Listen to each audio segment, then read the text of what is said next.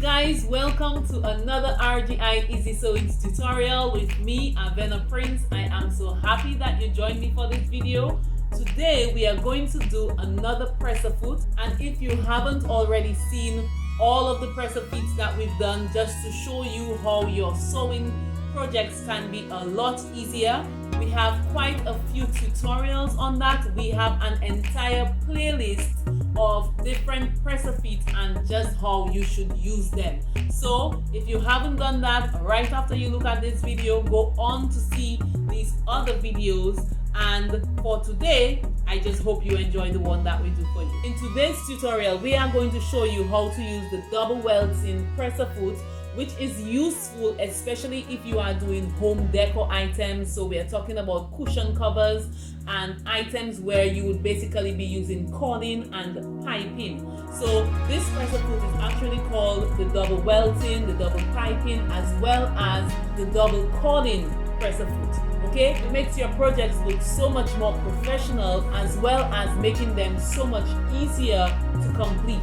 If you look carefully, you will notice there are two grooves, and that is basically what will hold the piping in place. You also have a small area for the needle to pass through, and you have your area right here where you would connect the presser foot to your sewing machine. So let's do this. So you place your first cord inside of your fabric. You place the second cord and you fold over so that both cords are properly enclosed. Of course, ensure that your machine settings are what they should be for the fabric that you are working with. And always remember that we use a different color thread so you can see the effect of the work. However, if you would like to use the same color thread, or perhaps decorative thread for whatever project you are working with, that is all right. So we're ready to stitch.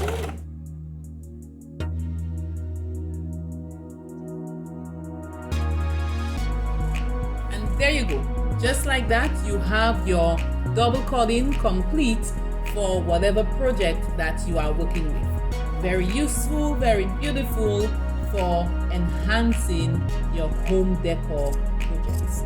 So I'm just going to cut this out, or perhaps you might use it for stitching in on whatever project you are working on.